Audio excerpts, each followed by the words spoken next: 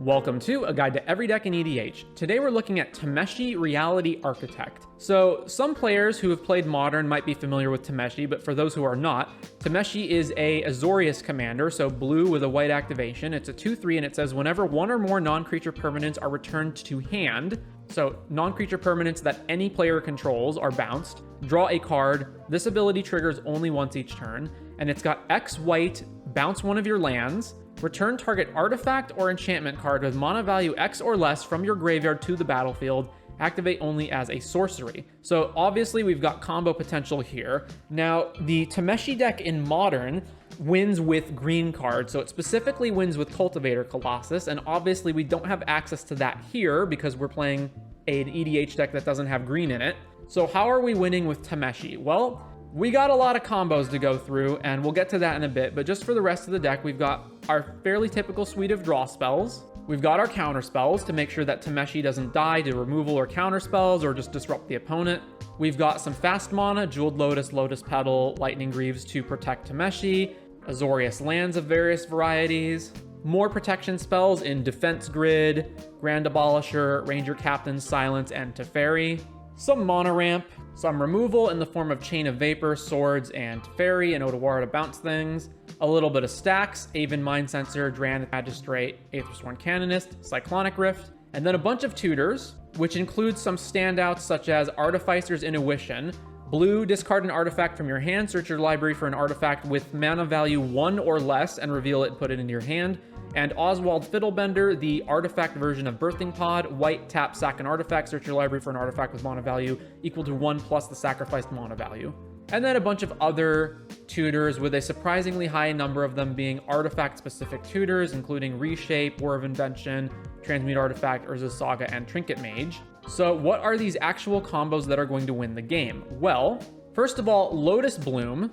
Because it is a 0 mana artifact, we can get it back with Tameshi. So if we have a Lotus Bloom in play or in the graveyard, we either sack it to put it in the graveyard or it's already in the graveyard. We then use Tameshi's ability. We bounce one of our lands back to our hand. We put Lotus Bloom back into play. That costs us 1 mana, but Lotus Bloom is 3 mana. So we generate 2 mana per land. Now, obviously, that's kind of a problem because we don't have infinite lands, nor do we have ways of necessarily putting lands back into play. So what else can we do? So one is a way to just put lands directly back into play. So Patron of the Moon is a 7 mana 5/4. It has Moonfolk Offering. You may play this card anytime you could play an instant by sacrificing a Moonfolk and paying the difference in mana values between this and the sacrificed Moonfolk. Notably, Tameshi is a Moonfolk, although you do need it around in order to combo. But you can potentially set up the combo, get this into play, sacking Tameshi, and then replay Tameshi, if that is somehow going to be cheaper than just keeping Tameshi around and paying the full 7 for this. But regardless, Patron of the Moon has an ability that says 1 mana, put up to 2 land cards from your hand onto the battlefield tapped. So with Patron of the Moon, we can always just keep putting lands back into play. Similarly, we've got Walking Atlas, which has the ability tap, you may put a land card from your hand onto the battlefield. So there are combos that are going to allow us to continuously either activate Patron or Walking Atlas to put lands back into play and keep activating Tameshi. We also have a whole bunch of other things which I'll go through in a bit. So we've got Hullbreaker and Tidespout Tyrant, which of course can combo by looping mana rocks to generate infinite mana that way. There is Displacer Kitten, which blinks a non-land permanent every time you cast a non-creature spell, which can go off in combination with Teferi and anything that costs 0. So let's say we have a Mishra's Bauble, Teferi, and Displacer Kitten. We use Teferi, we bounce the Mishra's Bauble back to our hand, we cast the Mishra's Bauble, it triggers Displacer Kitten, which blinks Teferi. Teferi now has 4 loyalty on it. The Mishra's Bauble enters the battlefield. We use Teferi's -3 ability to bounce the Mishra's Bauble back to our hand, also drawing a card as a result of Teferi's ability. That puts Mishra's Bauble back in our hand. We recast the Bauble, we trigger the Displacer Kitten, we blink Teferi, etc. We draw our entire deck. If that 0 mana artifact is something like Mox Opal or anything else that produces mana, or it's like a Soul Ring that produces more mana than it costs to cast it, we also make infinite mana. Then we've got these extra turn spells, Capture of Jingzhou, Temporal Manipulation, and Time Warp, which we will have ways to loop. More on that in a bit. We also have Retreat to Coral Helm, which is landfall. Whenever a land enters the battlefield under your control, choose one. You may tap or untap target creature or scry 1. Specifically, the tapping and untapping of a creature is going to be relevant in combination with Walking Atlas. So we can use Walking Atlas, tap, activate it, put a land into play, trigger Retreat to Coral Helm, untap Walking Atlas. Then we can activate Walking Atlas again, put a land into play, trigger Retreat to Coral Helm, untap Walking Atlas. So these two in combination allow us to put all the lands in our hand back onto the battlefield, which of course is great in combination with Tameshi. It means we can keep putting the lands out to generate mana from them, and it means we can keep bouncing them with Tameshi to get stuff back from our graveyard. So those are some of the main combos. We also have other combos in using our artifact lands. So specifically, Ancient Den is an artifact land that produces a white mana. So let's say we have Tameshi and Ancient Den, and we also have a Lotus Bloom and something that copies, either copy artifact or sculpting steel, right? So we can get the Lotus Bloom back from our graveyard. So here's the steps. So we activate the Lotus Bloom and sack it to generate 3 mana. We then use that 3 mana to cast Sculpting Steel, and we have it enter as a copy of Ancient Den. We then activate the Sculpting Steel, which is now an Ancient Den, and produce white. We activate Tameshi's ability, and we bounce the Sculpting Steel back to our hand. We then get Lotus Bloom back using the Tameshi ability. We can then sack it for 3. Sculpting Steel comes back, etc., etc., etc. Same deal with Copy Artifact. If it's Sculpting Steel, we're net even on mana, but we get infinite ETB triggers or whatever we need. If it's Copy Artifact, we net 1 mana every time.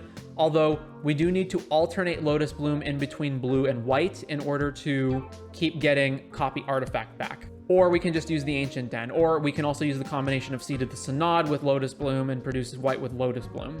So those are another loop that we can go through. We can also use Lotus Petal in combination. So we can use the old Retreat to Coral Helm and Walking Atlas in combination with the fast mana Lotus Petal to loop those. Same thing works with Seed of the Synod, as I said before. We can also use other artifact lands. So not just Ancient Den or Seed of the Synod, we can use Treasure Vault or Darksteel Citadel for the same reason, because Lotus Bloom can produce whatever colored mana we need. And then there are combinations that use Mystic Sanctuary. So if we have 3 islands plus Mystic Sanctuary and Tameshi is going to allow us to bounce the Mystic Sanctuary back to our hand and then replay it. So if we have any of these Time Walk effects like Capture of Jingzhou, Temporal Manipulation, and Time Warp, we can, let's say we go cast one of these, take an extra turn, right? Now, before we take that extra turn, we then use Mystic Sanctuary to put one of the cards back on top of our deck. We then take our extra turn, and then we draw the Time Walk effect that we just put back on top of our deck. We cast it, and then we use Tameshi to bring back something from our graveyard, doesn't matter what. We bounce Mystic Sanctuary back to our hand. We replay Mystic Sanctuary, put the extra turn spell back on top, and right there we've got infinite extra turns. So preferably a 0 mana artifact so that we have to spend the least amount of mana possible, but it doesn't really matter as long as we have enough mana to keep activating Tameshi and recasting the extra turn spell every turn. There are other combos that we could have here, but we're not going to include all of them. We do have an Oracle, which we can play to just win the game if we have any way of drawing through our deck, which we can do with various things, such as just taking infinite turns and then playing Oracle, or using Teferi plus Displacer Kitten plus something that costs 0. We also have Mind Over Matter. So we can use Mind Over Matter in combination with Tameshi and any 2 artifact lands, right? So let's say we've got Ancient Den, Darksteel Citadel, Mind Over Matter, and Tameshi, right? Or Ancient Den, Seed of the Synod, right? We just need a way to activate Tameshi every turn. So let's say we've got Ancient Den plus another artifact land. So we activate the Ancient Den and we make the white that we need to activate Tameshi.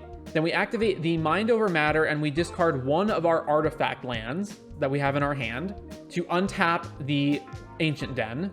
Then we activate the Ancient Den and add white. Then we activate Tameshi, we pay white, and we return the Ancient Den back to our hand. And then we use the ability targeting one of the artifact lands that we just binned to the graveyard with Mind Over Matter. That land comes back. We can then use Mind Over Matter to discard the Ancient Den that we just bounced back to our hand, untapping any permanent, such as the artifact that we just got back, to generate more mana. And then we activate Tameshi again, bouncing the artifact land back, getting Ancient Den back from the graveyard, and we can repeat over and over and over to generate infinite mana and infinite ETB triggers off of artifacts. So that is another way that we can go off. And as I said, there are other combinations that we could put in the deck, but I think this is enough. This is a fairly substantial number of combo cards, and I think they are the most efficient versions of whatever it is that we can be doing. So again, you want to set up either land loops with Retreat to Coral Helm and Walking Atlas, or just Patron of the Moon, or you can use Displacer Kitten plus Teferi plus anything that costs 0, or Lotus Bloom plus any way that we can keep putting lands back into play every turn, or we can loop a Time Walk effect with Mystic Sanctuary. We can also use our artifact lands in combination with Mind Over Matter, or we can use Copy Artifact / Sculpting Steel in combination with Lotus Bloom, or we can use Hullbreaker Horror / Tidespout Tyrant in combination with cheap artifacts to loop those over and over to generate infinite mana. So the main priority is going to be getting Tameshi into play as quickly as possible and making sure that we have protection up for it so that it can't get countered or removed. If our opponents are playing any sort of null rod effects, we do need a way to get rid of that, so we have some bounce spells and other removal in the deck. And then we want to make sure that we either have those combo pieces or that we can tutor for them with any of these tutor cards, which most of these can tutor up whatever it is that we need to find. And then eventually we'll assemble one of these combos and we'll either bounce everything on our opponent's side, generate infinite mana, draw our whole deck, or take infinite turns, however it works out. And that is Tameshi Reality Architect.